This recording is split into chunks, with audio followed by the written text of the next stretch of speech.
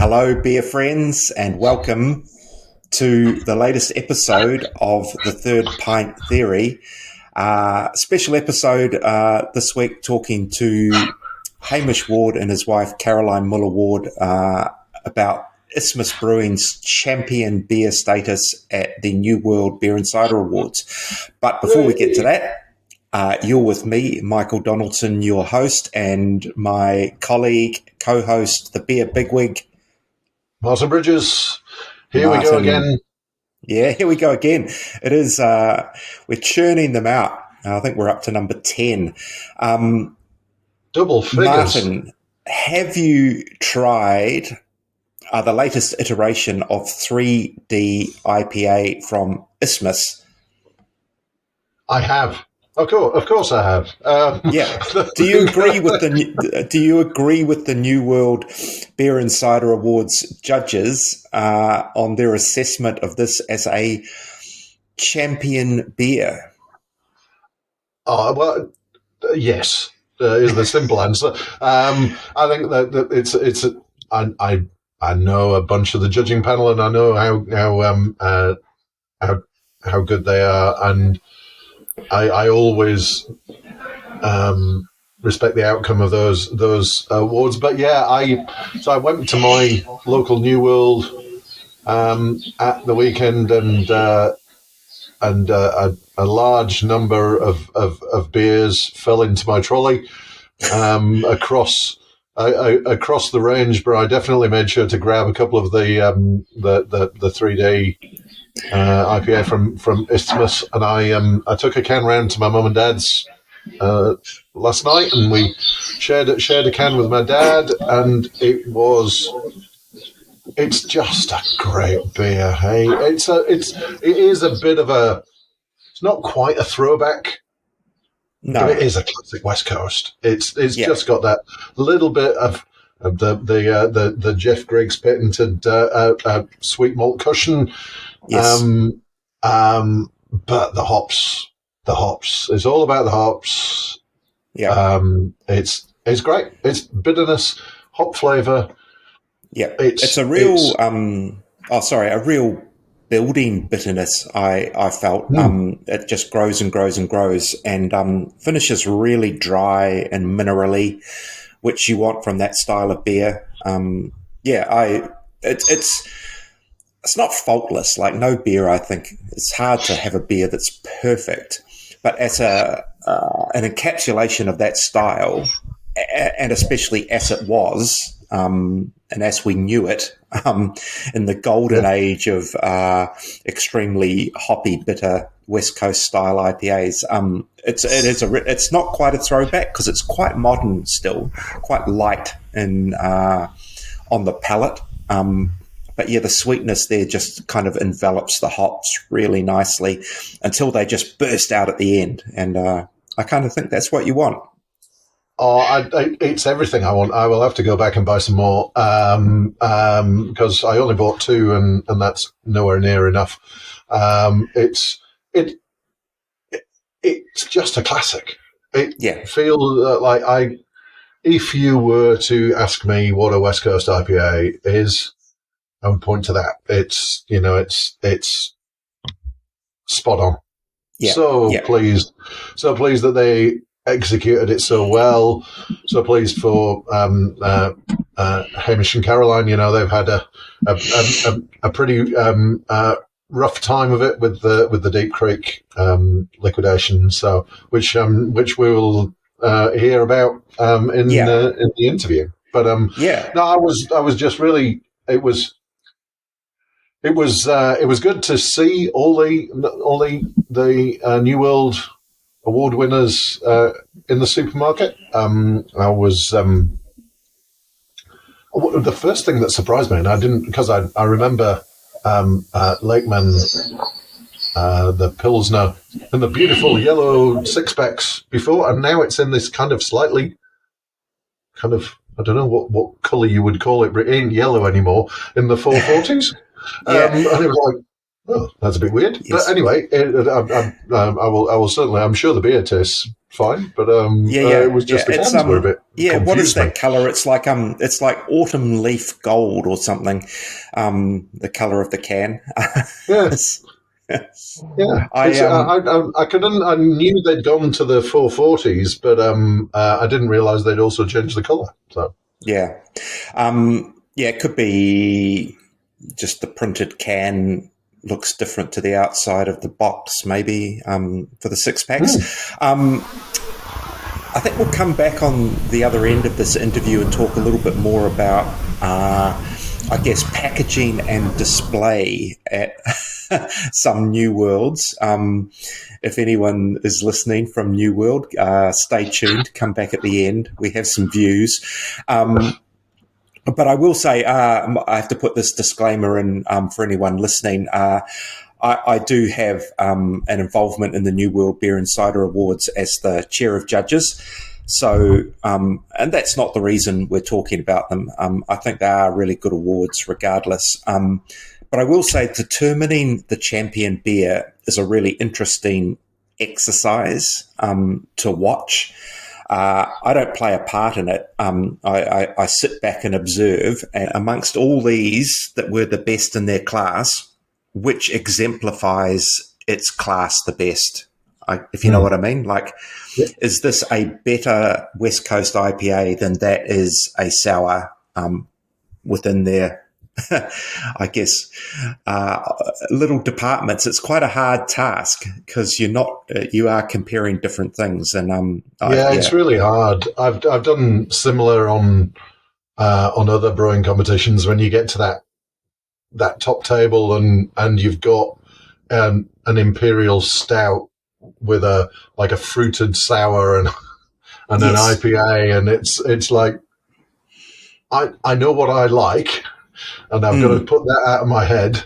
What is the yeah, best, and I can understand why the Isthmus beer came out on top in that respect. Because to me, as I said, I think we've already said, yeah. it exemplifies the style. To me, it's there's everything in there that you would want from that style, and it is just so well executed. Yeah. So, without further ado, we'll cross over to myself talking to Hamish and Caroline, and we'll come back on the other end with our thoughts on how supermarkets could best display these beers. Well, welcome. All right, Hamish Ward and Caroline Muller-Ward to the Third Pint Theory. So lovely to have you under such celebratory circumstances. Well, yeah. Hi, yep, thanks for having us. Yeah, it's great Yeah, to be here. And yeah, thanks for having me on. yeah. So, for as we prefaced in the intro, 3D IPA champion beer in the New World Beer and Cider Awards. What was the reaction in your household when you heard that news? It was very good email to get on I think it was Friday morning. I was at work and I forwarded it on to Caroline and gave her a call, and it was all pretty pretty happy. It's we've had it before, but yeah, it's been a while between drinks, so to speak. And I immediately dashed out to our 3PL warehouse, which is somewhat near where I work, so we could have some fresh 3D for after work drinks that day. So yeah, You that was don't have great. any in the fridge. Not at work. Sometimes, usually at work, not that day. Um, and then it wasn't until Monday that I got a call from Nadia, the organizer, that not only had we won a top 25 selection, we're also overall champion, supreme winner, whichever one it is. So yeah, that was a very nice call to get on a Monday morning. Yep. Yeah, Oh, so you got the top 25 news and then the yeah, champion beer Yeah, news. yeah. yeah. Two Yeah. celebrations. It was great. Oh, they know how to share the joy, I suppose. Yeah. um, Hamish called me for that one, and I was like, "What? What did you say? What?" Yeah, I was standing on a busy street corner, and I was like, what do you mean supreme winner? Is that the top? Yeah, yeah. It's quite it's a relatively new development in the new World Beer Cider Awards, as you know, because you've been part of that before. I think 3D, as you say, had top 30 maybe 3 or 4 years ago. Would that be right? 2021, I think. We were trying to Oh, work it out, but yeah, I think, yeah. yeah. And I do think it's won a gold medal at the New Zealand Beer Awards, at least one. Yeah. Yeah, Yeah, gold yeah. medal last year at the Beer Awards. Yep. So it's been a consistent performer for you in awards for a few years. So it's in some ways it's not a surprise, but in other ways it kind of is, because to an extent Isthmus aren't as well known as many other brands that pop up in that top 25. What's been some of the reaction from people you know about this? Well, we're pretty well known in the industry, and definitely when the news broke to the public on Monday, got a lot of congratulatory phone calls. I was actually in Wanganui working my day job for another business, and yeah, it's a bit disruptive, but never Yeah, mind. Yeah, it's been great getting that recognition and just being back at the front of the conversation. Um, so yeah, yeah, yeah. People Um, like to see an underdog win something, don't they? yes. On the note of day jobs, and we'll come back to the story of Isthmus and the story of this beer. But for most of our listeners will know, Hamish, that, well, we would have introed it as the fact that you were the head brewer at Deep Creek um, before that liquidation, and you haven't gone back into the beer industry as your main job. So what are you doing in your life at the moment? um, yeah. So I'm a consultant for a software company, Able Software company. We New Zealand based. We do ERP software, so we work with manufacturing businesses. It's a bit of a pivot. Definitely nothing I've done before in the past. Had familiarity because Deep Creek used the software when it was around. I think we probably had it for about 5 or 6 years. Okay. So I was pretty familiar with it. And when the news of the liquidation broke, they reached out pretty soon after and didn't exactly offer me a job, but indicated that there would be potentially a future at Able for me if I wanted to go that way. So that was really nice and reassuring, and they're all good, good people. So it's Great. definitely a change, different to the old career, but yeah, I with the way the industry's kind of gone post Deep Creek, I'm sad not to be in it and being on the same kind of journey everyone else is. We are obviously still exposed with Isthmus, but at the same time, yeah, having a slightly de-risked salary situation has Yeah. just Yeah. been good. Yeah. And Caroline, you work full time as well, yeah? Yeah. Well, I work a few jobs, yeah, but that adds up full time and amongst the kids and everything else as well. Yeah. So what do So you do? I'm a physiotherapist. So I run a private clinic, musculoskeletal. So, treating sprains and strains. And so I do hands on treatment. And I also contract to another company that does workplace injuries, return to work, Okay. uh, gradual return to work management, and a couple of other things in there as well. But yeah. Yeah. Yeah. And so how do you, as a couple, as a family, kind of squeeze the Isthmus business in around all that? Like previously, Hamish, obviously you could do it when you were at Deep Creek. You were there, you could brew your beers while you were at Deep Creek, but now obviously you get it contract brewed, but there's still a lot of management of the business that has to be done. Long days. Yeah, long days. It's a challenge. There's always stuff to do. Long list. That's it. Lists. I have lists and lists of stuff that has to be attended to. Sometimes things just drop off the list. But I mean, just the day-to-day running is not terribly time, not too much time pressure. Obviously, could be or should be. Yeah, it's definitely organising everything that we've had to do for the New World Awards and all the logistics and everything you need to line up, brew beer, have everything show up, get to sites. It's been a big overhead.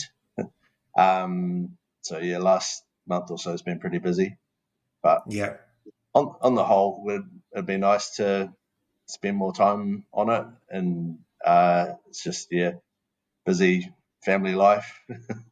It's sometimes hard to find the time.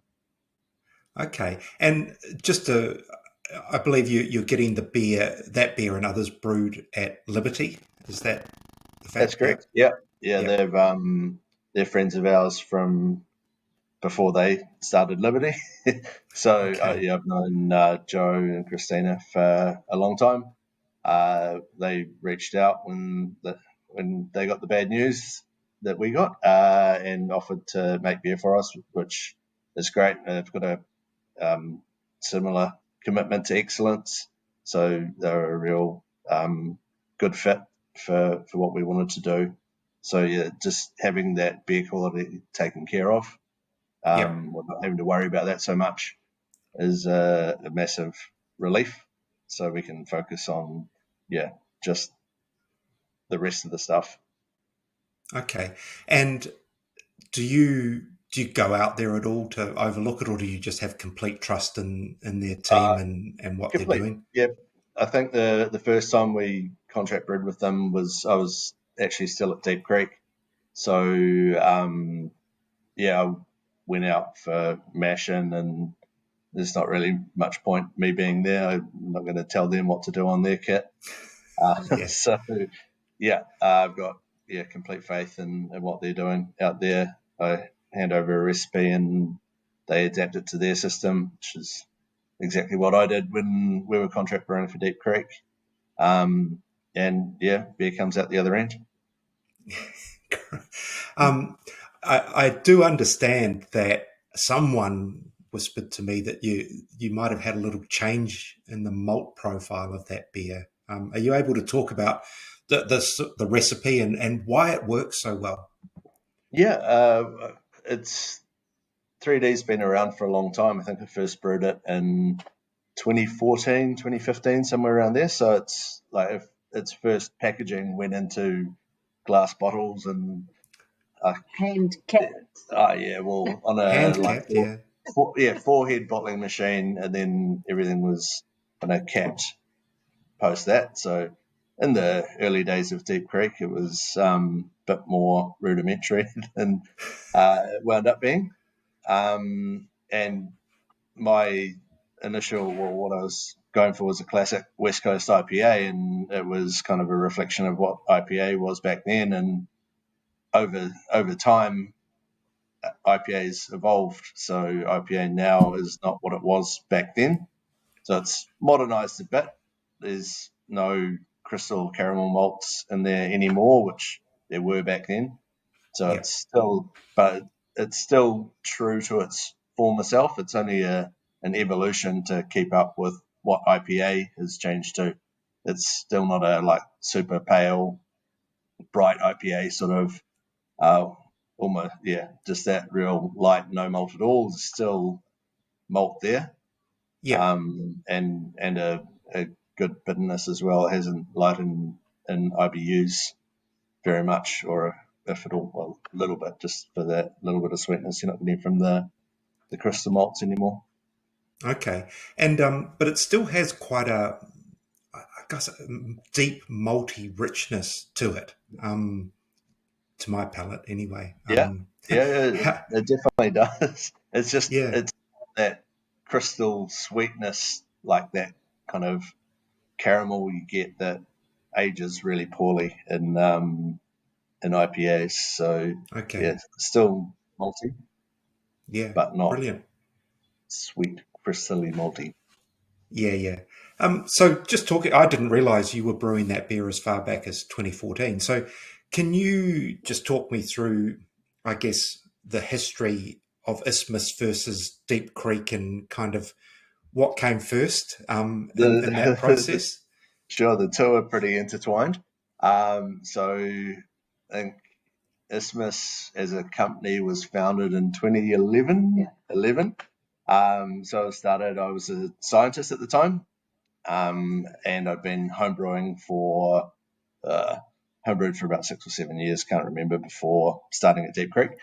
So I'd started Isthmus, and I think I'd met Paul and Jared through a mutual friend, and they had aspirations of opening a brew pub and going the Deep Creek route. So we actually homebrewed together one time at our house in Ellerslie. And my science job was disestablished in 2012, and founded Isthmus with a friend who was actually the mutual friend to Paul and Jared. And we wanted to make commercial beer. So we approached Paul and Jared to contract brew for us out of the brew pub in Browns Bay. And at that point, they were actually looking for a head brewer. So they said, yeah, sure, you can, why don't you make the beer yourself? And they said they had big plans and new facility up in Silverdale and everything. And I could just make my beer at the same time I was making their beer. So they offered me a job pretty much straight away as head brewer of Deep Creek. And I started there early 2013. And that's kind of the start of the start. We Yeah. actually did own a couple of fermenters there at the new brewery in Silverdale as well, initially. That was Isthmus fermenters. But then Deep Creek kind of grew more rapidly. I guess they had the financial backing and they had Hamish's time. So, Isthmus kind of, in the end, we sold the fermenters to them because they were just using them all the time anyway. Okay. With Yeah. and then we just contract brewed instead of brewing our own beer and having it in the tanks. Yeah, I was kind of busy at that time, being a physio, and also then we had babies at that time, small kids, Yeah. So So Isthmus kind of. what did you think, Caroline, of What's that? What did you say? sorry. I said, what did you make of this whole decision to go down the brewing route? I suppose it was a. Yeah, I encouraged that. I thought it was a good idea. He had been made redundant from his science job, and we'd put effort already into coming up with the brand, and so it was kind of a side thing to the science job anyway. And then it was sort of like, oh, now's your chance to go, this is your chance to make Isthmus your job, be a brewer like you could or should do. But then it kind of went down the Deep Creek path. Just they took all his time, and Isthmus was shelved a little bit. We ticked along, slow burn, but obviously Deep Creek grew really rapidly, and Hamish was doing great things there. Very many prestigious awards under his leadership, which I'm sure you're aware of. So, champion, Australian champion, small brewery, medium brewery. Even once you got the large brewery award by accident, didn't you? Yeah. Unfortunately, we would have won any of the categories that year. Just unfortunate we entered the wrong one. Yeah. We don't talk about it. Sure we do. We just did. Yeah. We also won champion beer that year, so that was Yeah, champion beer Yes. and Undercurrent got a trophy as well for international different, lager. Yeah, I know. I'm just talking. I'm just listing your great achievements. Yes. Yeah. Proud Yeah. wife. Yes. Yes. And Well, there's no doubt that he's good at what he does. yeah. But I understand some kudos in terms of beer creation for you, Caroline, because I remember Gon Troppo, I think, won a trophy at the New Zealand Beer Awards. Last year. I want to say 3 years ago. No, 3 last years year. ago. Last year. Last year. Yeah, 2024. It was like 3 years ago. I'm Yeah. still holding on to it. But I remember at the time you said that was your dream beer. That Yeah. so you Well, basically said, "Make me this." Yeah, yeah. I mean, look, I've got a huge list of beers. I'm like, I want to do this. I want to do that. He's always like, you're not allowed any more beer until you sell some. So we'll come to that in a minute. But yeah, 2018 was when we first brewed Gon Troppo. At that point, um, well, I think I was kind of tired of him winning massive awards for other people and not for Isthmus. So I was like, look, let's, I'm going to do something with Isthmus. You don't have time. I'm like I really did. I had 2 preschoolers, but I was like, I'm going to take over Isthmus. I'm going to grow it. I think I hoped that it would be something and he'd be able to leave Deep Creek and come do Isthmus. I guess it's hard to leave a salary job to go to a small business. So I was trying to kind of get it going for him to just slide seamlessly across. But anyway, so we had kind of like for our reboot, an inaugural brew. And I was like, yeah, here's what it's going to be. I want a sour, passion fruit, love it, passion fruit and mango. And so he made it happen, basically. It was great that it was actually Caroline's idea, because at the time, Deep Creek, we were coming up with all these things, and obviously I had got a lot of creative control. And so I'm glad it wasn't my idea, because about a month or so after we'd originally conceived it, someone at Deep Creek said, all right, let's make a passion fruit and mango sour. And I was like, oh, no, that's a good idea, actually. Sorry, I don't think those will work. You said it was already taken. No, I had to play it down, because we hadn't made it yet. And if I'd said we were making it, then the pressure would have come on to actually that's going to be Deep Creek's beer. So it was a little bit sneaky, but it was not my idea. Someone else thought of it first. yeah, and it's everything I hoped for, really. But then I had to sell it. Deep Creek had a lot of success with their passion fruit sour as well, so it was Was that Aloha? That one. We actually originally did a passion fruit sour before that in our Steampunk series, and that won a gold at the 2016, 2017, somewhere around there, or at the Brewers Guild Awards back then. And then we rebooted that as the Tiki series, and Aloha was the first of that series, passion fruit guava sour. So, okay. Yeah. And I know, Caroline, you talk about making Isthmus a sort of thing in its own right. And you were possibly heading in that direction before the Deep Creek liquidation. And that sort of set things back a little bit. Would that be fair to say? Yep.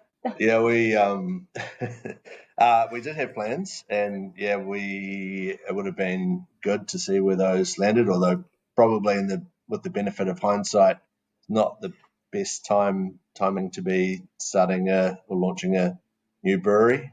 There's others that have started and proved that it can be done, even in this economic climate. It would have been a struggle. Yeah, I mean, we lost a lot of security and some money along with it with Deep Creek. So it would have been that just put the brakes on that for sure.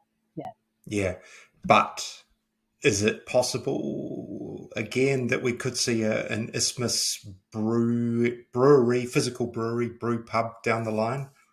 I mean, we'd love that. We would. And I'd love for Hamish to be able to be making beer again. He's so good at it, but it's tricky. I think you need a bar to go with it, and hospitality is not really our jam, either of us. So, but with the right partnership, somebody who's good with that, it would be good. And I guess some financial backing would be helpful as well. So it's not that we don't want to, I guess. It's just finding the right time and maybe finding the right person or people. Yeah. It's everything in life's timing, the right circumstances coming together. And a lot of planning. We've got a lot of planning done. So, I mean, we were looking for a site and kind of found something that we liked and that kind of thing, but it just it was pretty sudden, Deep Creek's liquidation, so it kind of just blew the plans apart, really. And I think we've been recovering ever since, to be honest. So okay. It's another, I guess, virtue of having your own physical place in Auckland is just the presence in Auckland, and I think it's quite a hard market to maybe be in. Like, you've got great Auckland branding with the name, the logo, even the colours on 3D with the blue tin, sort of Auckland blues kind of colours to an extent. But without that physical presence, I sometimes think it's hard in Auckland to kind of connect to consumers. What's your feeling there?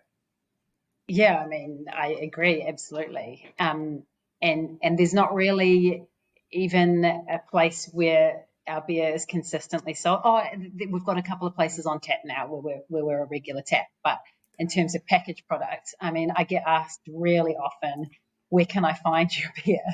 And it's an unfortunately difficult question to answer, to be honest. Yeah, I mean, with the demise of Newmarket Liquorland, they're always big supporters. It is difficult. Yeah, having that physical place that is your home base is makes you tangible and real to people. People can go to your place. So without that, it is difficult to get noticed, get the support of locals. Auckland's such a big, sprawling area. I think the model that does work is the focusing on your home suburb or building a home base and capturing the minds of your locals in that area. That's kind of the philosophy when Deep Creek started up in Browns Bay. So, I think that works. So we need to find the right spot for our bar, don't we? The good news is, of course, for probably until towards the end of September, that 3D is in all these New World stores. And there is, I guess, an opportunity to leverage off that, in terms of ongoing commitments or being able to get it. But we all know that that's a really complicated process to sort of get stocked on the shelves these days. Have any doors opened in that regard in terms of people coming to you to want a more consistent supply? Yeah, the guys at Foodstuffs have been great. It's been really we obviously knew them in the past, and they're really positive about getting us more widely available in the stores. So absolutely, it's been great from that perspective. Our local New World, who we sell to from time to time, he obviously found out the buyer there and reached out straight away with, right, what have you guys got? Give me everything. So yeah, from that respect, there has been great, and it is a big opportunity, like to get nationwide ranging and just be relevant to the liquor buyers and people you need to take a chance on you that you can make good beer and it's going to move. So yeah, it's a great opportunity. Yep. Yeah. The hope would be that a lot of their stores would continue to reorder, but it is really tricky to follow up on. That's a really time-consuming. That's some people's full-time job, and as you've just heard, neither of us really have that kind of time. So, I hope that if it sells well, and some of the liquor buyers know us, that there'll be reorders for sure, and that it will kind of stay in at least some stores. And also perhaps that they'll start to look at some of our other products as well. So, yeah, I guess we need people to buy it. We need people to take it off the shelf and buy it. I mean, it's such a delicious IPA. It really is. So we've talked about 3D and Gon Troppo. What else do you have in your range, just so people know? A lot. Probably our most recent beer is a new release, the West Coast Pilsner, that we did with Beer Spot for their birthday beer. And that got packaged and was probably pretty close in the New Worlds, judging from the score, very good score. The score it got. I know we probably can't talk about that, but it means it's good though.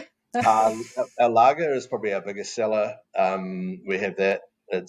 We do cans, 6-packs, and kegs, and keg is the majority of where we sell that through bars. And we've got a new release of Peak Haze coming out pretty shortly. So that's our original hazy that we did. Don't ask me when hazies first started. Yeah. I think it was one of the first ones we did through Deep Creek. Then we did a cloud series following that. Yes.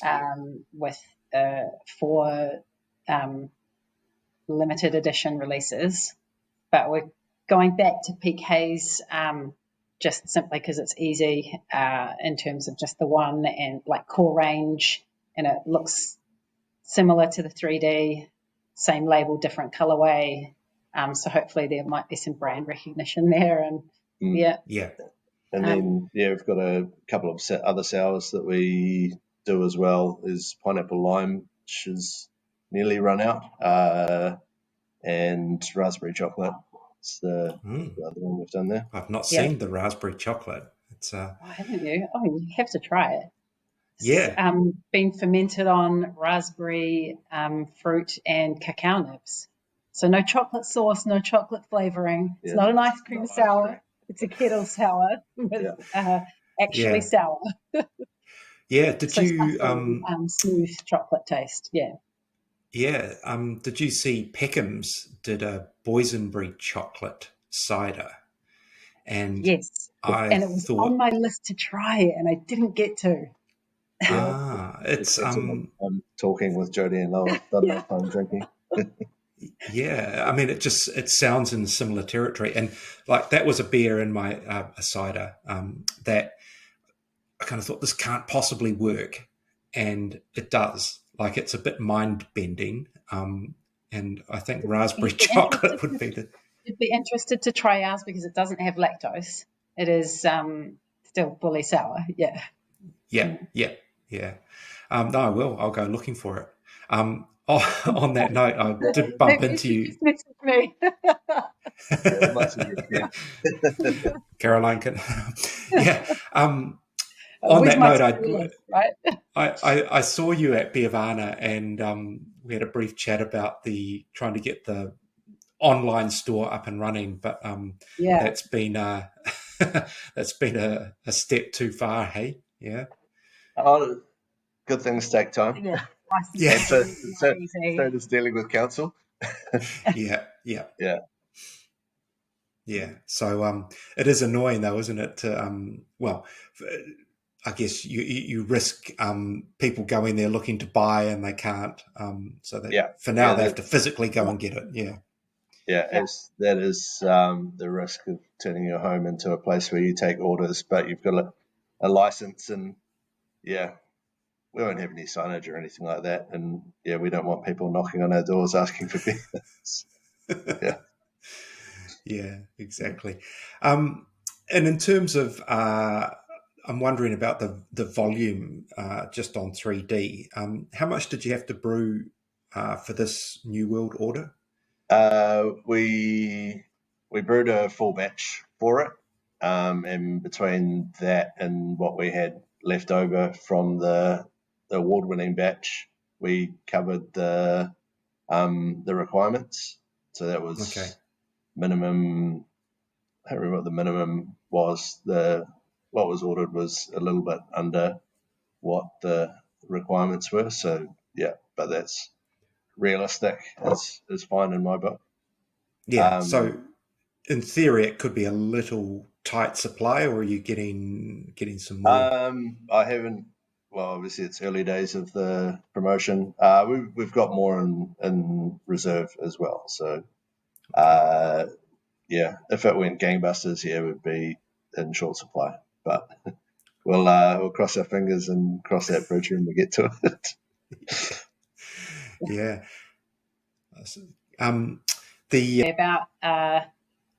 The good thing about this award as well is that we get distribution in the South Island.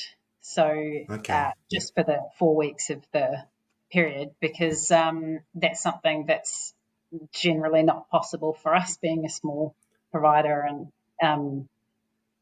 we've sent a few kegs down that way, but it's really hard without feet on the ground down there to do the sales. Shipping costs a lot, so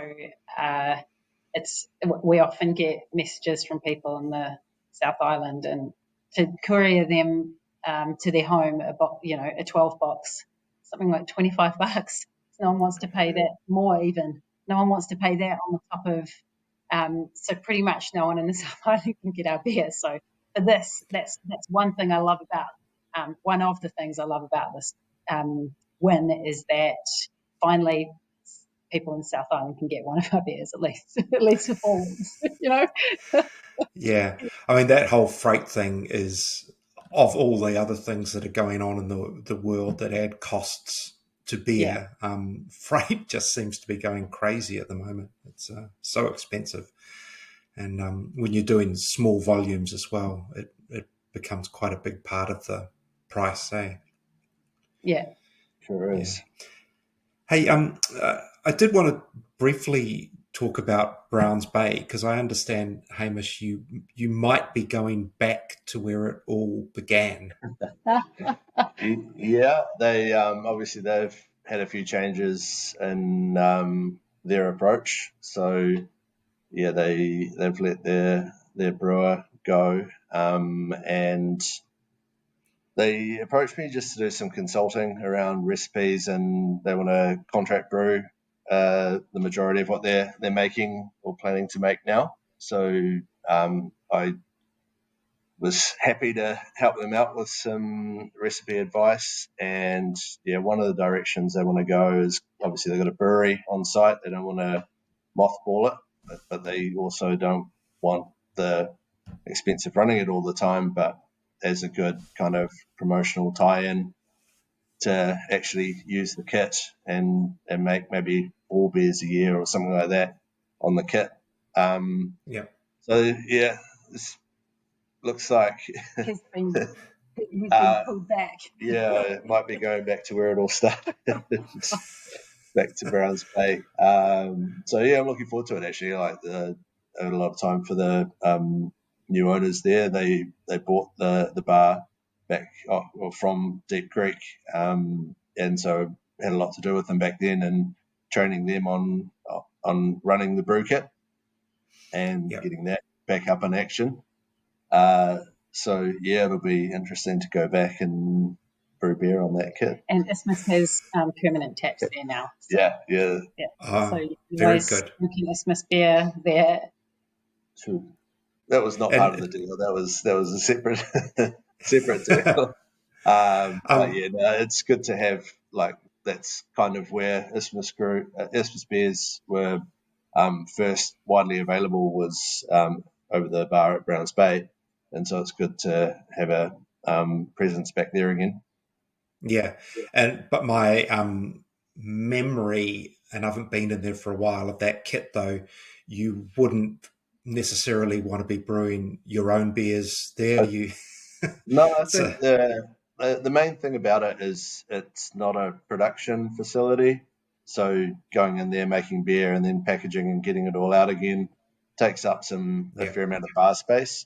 Make good beers on that kit. There's okay, actually the first thing we're looking at doing is an Oktoberfest, and the very first beer I did, kind of before I started with Deep Creek, was I collaborated with them on their Oktoberfest back in 2012. So okay, it's yeah. Back to the Future 13 years later. Same recipe, or if you No, it'll be different. I've learned a bit between now and then. Oh, great. Hey, look, it's been really, really good talking to you guys about this. It's been some journey. Like, I do love all the intertwined, interconnected pathways, good and bad. It's been a real roller coaster ride the last few years for both of you. So you may as well enjoy it when you're right at the top, and long may it continue. Yeah, definitely. There's lots of dark times, so you've got to enjoy the good times. That's for sure. Yeah, brilliant. All right. Hey, Hamish and Caroline, thank you so much for joining us, and good luck with the rest of the promotion, and good luck with the future of Isthmus. Thank you. Thanks for your support. Yeah. Thanks, Michael. Yeah. Appreciate it. All right. It is here.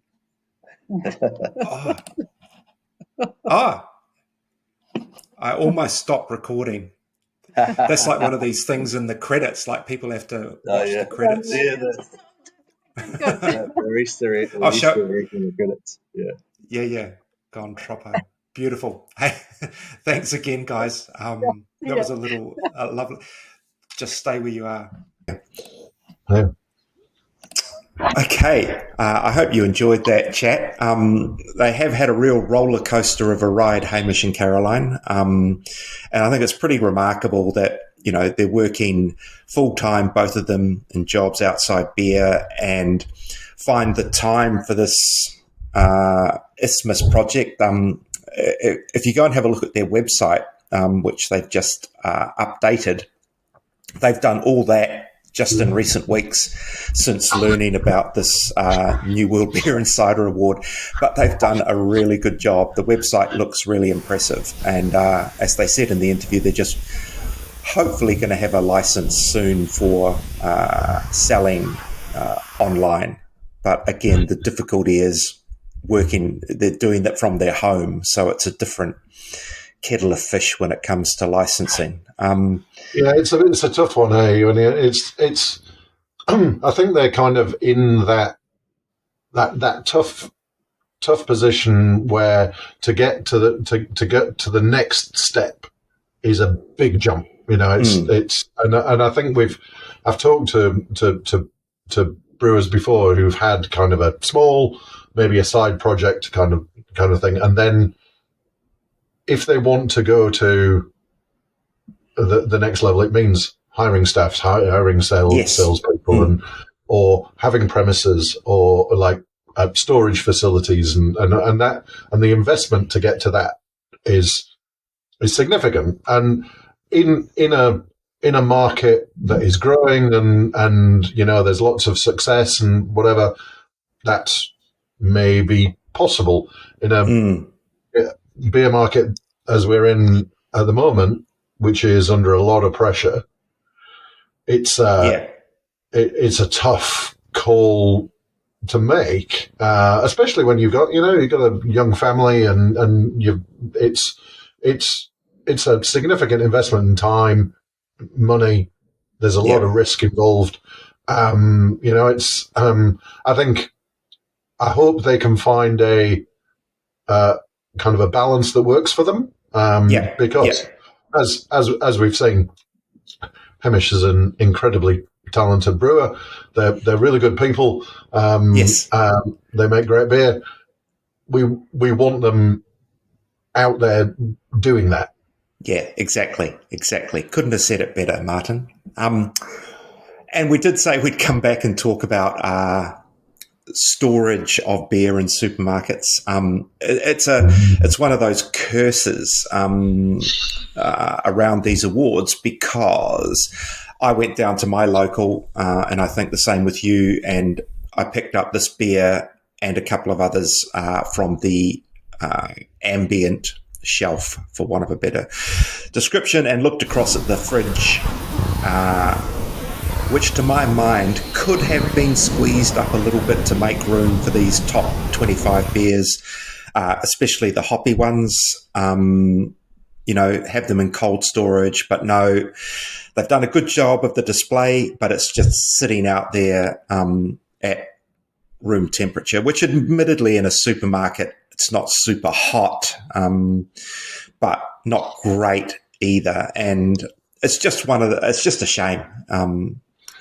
Yeah, I agree. I think my local New World, it's the end of a gondola with the display of all 25, and then just to the side of that, there's this immense beer fridge, and they have normally, and they do still have a really big craft beer selection in the fridge, but then they had a subset of the top 25 in that fridge. But I don't understand why for the month of the main part of the promotion, just clear that, stick the top 25 in there, make a big deal of it in the fridge, and then the end of the month, maybe kind of shift a few things out, and over time, as the stock runs down, you can kind of revert it back to kind of the standard.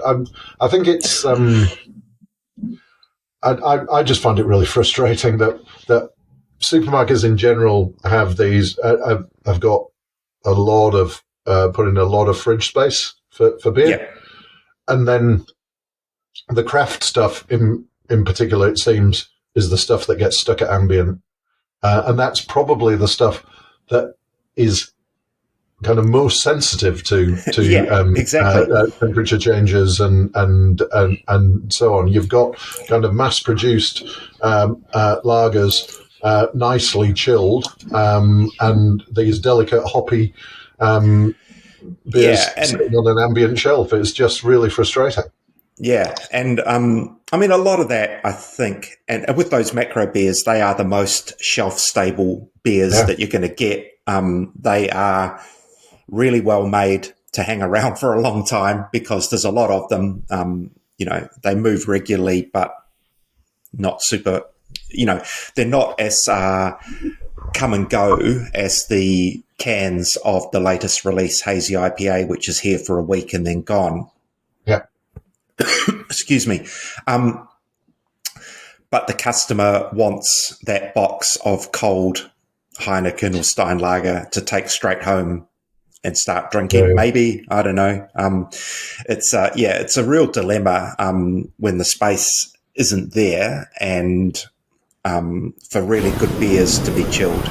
It's frustrating, annoying, and not good for the consumer, not good for the breweries, not good for the supermarket if someone goes in there and goes, I think I'll try one of these. It's got a gold medal on it, and maybe it's been sitting at ambient for the whole promotional period, and it's a hazy IPA. It's like, they'll go home. I think what's all the fuss about? It does diminish the impact of the awards to me. Is that that it's we've chosen these beers to be the best 25, but we're not really going to treat them all that well. It's disrespectful. That's it. Disrespectful. It's like to my mind, if the supermarket, and this we have to say it is in this case New World, if they went actually, because we believe so strongly in these awards and that these beers are the best 25, then we're going to clear space out of the fridge to present those for the duration of this. That kind of elevates the competition in my mind. So we're ranting a bit now. I will say that I think the vast majority do the right thing. It could be just a small percentage. They don't have the staff, they don't have the inclination, they don't have the knowledge. I don't know, but they're the ones that we've gone into. So it's, but I've seen on social media other people making similar comments. So yeah, it's not a universal problem, but it is a problem all the same. Yeah. So yeah, we shouldn't rant anymore. Folks, thank you again for joining us. I hope you did enjoy that interview with Hamish and Caroline.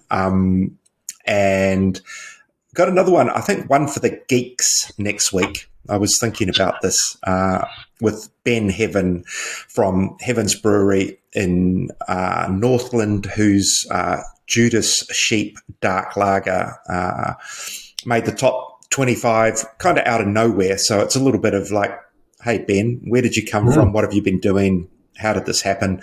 So if you want to prep for that, go out and buy a bottle of Judas Sheep and drink along with us next week while that podcast is on. I did buy one. As I say, I did try one. I'm not going to say anything now. I don't know. No spoilers, but I did pick up a bottle of that from my local New World the weekend. So, yes. I've got another one ready to listen to the episode. Yes, and I have too. Yes, needless to say, it's very good. Right. Thank you, everyone. As I say, we'll be back again next week. And until then, enjoy your beers, whether you pick them up chilled or ambient. Do go in and have a look. All right, Martin, catch you next time around. Cheers.